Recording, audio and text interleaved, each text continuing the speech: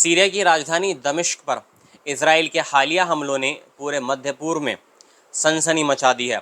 इस बार इजराइल ने न सिर्फ सीरियाई सेना के ठिकानों को निशाना बनाया, बल्कि सीधे राष्ट्रपति भवन और रक्षा मंत्रालय पर मिसाइलों की बरसात कर दी। यह हमला महज एक सैन्य कार्रवाई नहीं, बल्कि सैन्य की सॉवरेटी और उसके ऊपर एक सीधा हमला है।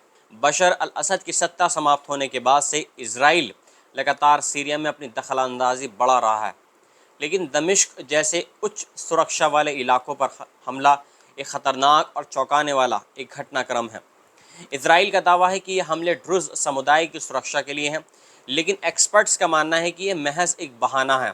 असल मकसद दक्षिण सीरिया को पूरी तरह से सेना और सरकार से खाली कराना है, ताकि इजराइल अपनी सीमाओं को सुरक्षित बना सके। अल जज़ीरा के वरिष्ठ राजनीतिक विश्लेषक मरवान बिशारा ने इस घटना को घिनौना इजरायली प्रतिशत बताया है। उनका कहना है कि इजराइल गज़ा में अपने नरसंहार और युद्ध अपराधों से दुनिया का ध्यान भटकाने के लिए अब सीरिया में आक्रामकता दिखा रहा है। उन्होंने आरोप लगाया कि अमेरिका के संरक्षण में इजराइल पूरे क्षेत्र में अपनी धौंस जमाना चाहता है और दमिश्क पर हमले इसी राजनीति का एक हिस्सा हैं। सीरिया की सरकारी मीडिया के अनुसार इजरायली हमलों में कई नागरिकों की मौत हुई है और राजधानी के कई हिस्सों में तबाही मची है। साथ ही सरकार ने ड्रुज़ बहुल संवेदा प्रांत में युद्ध विराम का ऐलान किया है, लेकिन इजराइल के हमलों ने उस समझौते को पूरी तरीके से तोड़ दिया है। सीरिया के नए राष्ट्रपति अहमद अल शरा पर इजराइल खुली धमकी दे चुका है, यदि ड्रुज़ समुदाय के खिलाफ कोई कदम उठाया गया तो हमले और तेज़ हो सकते हैं।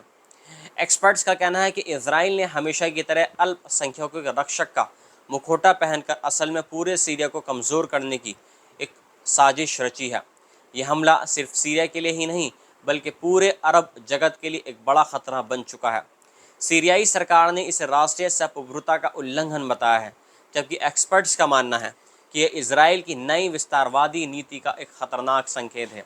आने वाले दिनों में पूरा क्षेत्र और अधिक हिस्सा और अस्थिरता की ओर बढ़ सकता है। मिलता हूँ मैं आपसे एक अगली खबर के साथ में। जय हिंद।